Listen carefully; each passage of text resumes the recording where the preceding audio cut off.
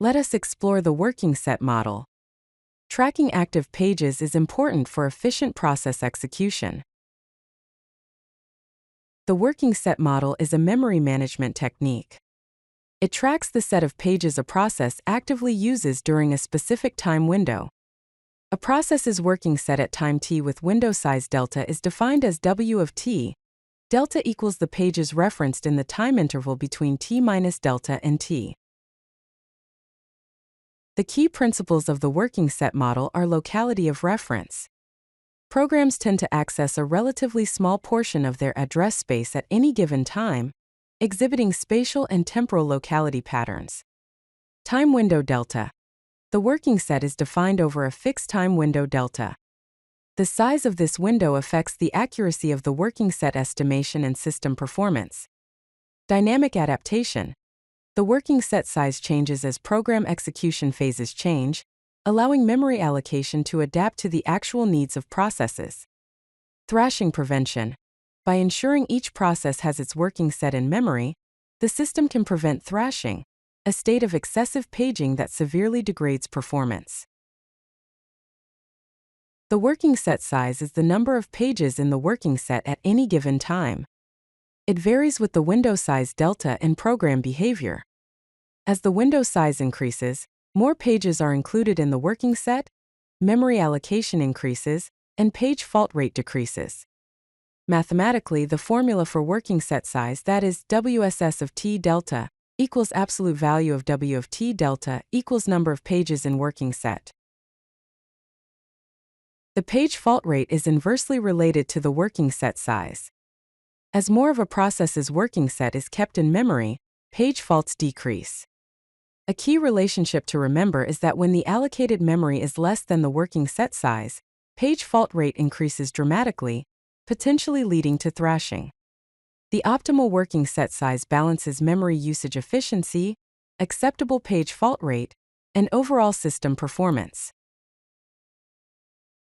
To implement the working set model, we can follow a few steps. Step 1. Track page references by maintaining a timestamp or reference bit for each page to record when it was last accessed. Step 2. Define window size delta by choosing an appropriate time window based on program behavior and system resources.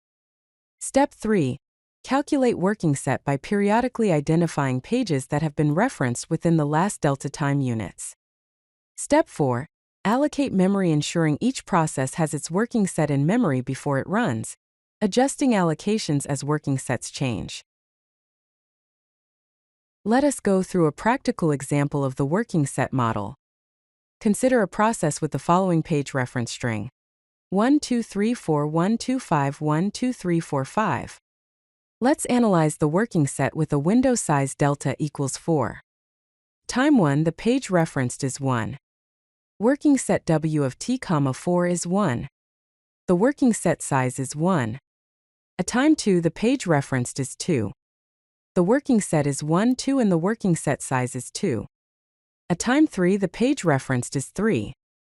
The working set is 1, 2, 3, and the working set size is 3. At time 4, the page referenced is 4. The working set is 1, 2, 3, 4, and the working set size is 4. At time 5, the page referenced is 1. The working set is 2, 3, 4, 1, and the working set size is 4. At time 6, the page referenced is 2. The working set is 3, 4, 1, 2, and the working set size is 4. Note that at each time t, the working set includes pages referenced in the time interval t minus delta and t. Now, let us explore the advantages and challenges of the working set model. Some advantages include thrashing prevention, adaptive memory allocation, and improved system performance. Some challenges include overhead of tracking, window size selection, and resource contention. Let us compare the working set model with other page replacement strategies. For the working set model, the key concept is that it tracks pages used within a recent time window. The advantages are that it adapts to program phases and prevents thrashing. The limitations are that it has overhead of tracking, and there is difficulty involved in window size selection. For the least recently used model, The key concept is that it replaces the page that hasn't been used for the longest time. The advantages are that it is simple in concept and works well with Locality. The limitations are that it is expensive to implement precisely, and it has no phase detection. For the first-in, first-out model, the key concept is that it replaces the oldest page in memory.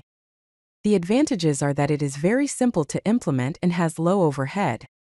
The limitations are that it ignores usage patterns and faces Bilaty's anomaly.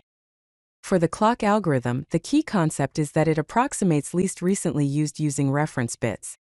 The advantages are that it has lower overhead than least recently used and has reasonable performance. The limitations are that it is less adaptive than the working set and has fixed allocation. To summarize, the working set model tracks the set of pages actively used by a process during a specific time window. It leverages the principle of locality to predict which pages a process will need in the near future. The model prevents thrashing by ensuring each process has its working set in memory before execution. Working set size varies with the window size delta and program behavior, requiring careful tuning. The model provides adaptive memory allocation that adjusts to changing program phases. The working set model remains a fundamental concept in memory management, balancing the trade-offs between memory usage and performance.